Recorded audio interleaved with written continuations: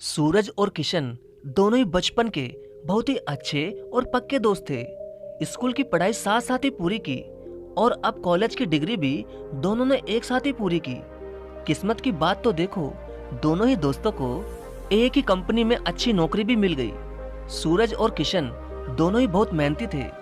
Company का मालिक भी उनके काम से हमेशा खुश रहता था।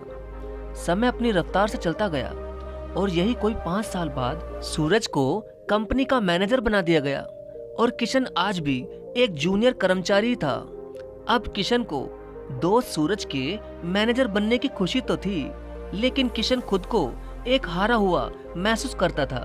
उसे लगा कि मेहनत तो मैं भी खूब करता हूँ, मेरी मेहनत में भी कोई कमी नहीं, फिर क्या मेरा मालिक मुझे मैनेजर नहीं बना सकता था? आखिर क्यों? तभी अगले दिन किशन बहुत ही ज्यादा गुस्से में ऑफिस आया और आते ही रिजाइन कर दिया और नौकरी छोड़कर जाने लगा। अब पूरी कंपनी में खलबली का माहौल हो गया कि कंपनी के इतने पुराने और मेहनती बंदे ने अचानक ही कंपनी से रिजाइन क्यों कर दिया। तभी कंपनी के मालिक ने किशन को अपने कैबिन में बुलाया तो किशन ने कहा कि सर, आपको तो मेहनती लोगों की कदर ही नहीं है, आप तो सिर्फ चापलूस लोगों को ही मैनेजर बनाते हैं। तभी कंपनी के मालिक ने मुस्कुराते हुए कहा कि किशन, चलो तुम जा ही रहे हो तो जाते जाते मेरा एक काम ही कर दो, जरा बाजार जाकर देखो कोई आम बेच रहा है क्या।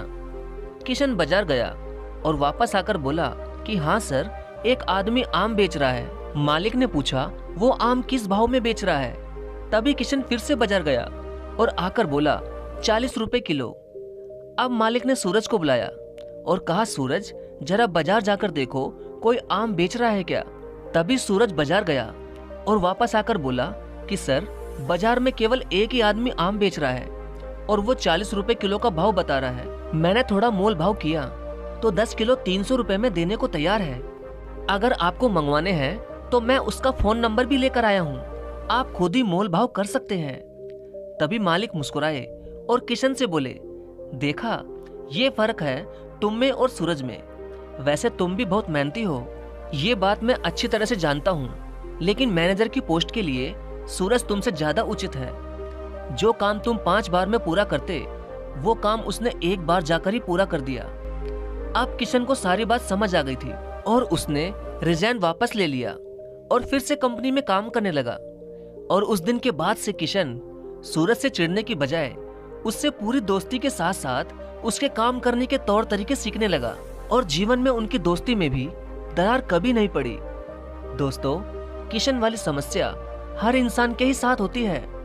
जब हम किसी को सफल होते देखते हैं तो यही सोचते हैं कि मेहनत तो हम भी बहुत करते हैं, पर हमसे आगे कोई और बढ़ जाता है और हम उनसे जीवन भर चिढ़ते ही रहते हैं। लेकिन कभी हम उस इंसान और खुद में फर्क नहीं देखते। हमें देखना चाहिए कि क्यों वो इंसान सफल है, वो ऐसा क्या कर रहा है जो हम नहीं कर रहे। हमें उन लोगों से सीखकर खुद को बेहतर करना पड़ेगा, तभी हम लोग सफल हो पाएंगे। आपका धन्यवाद।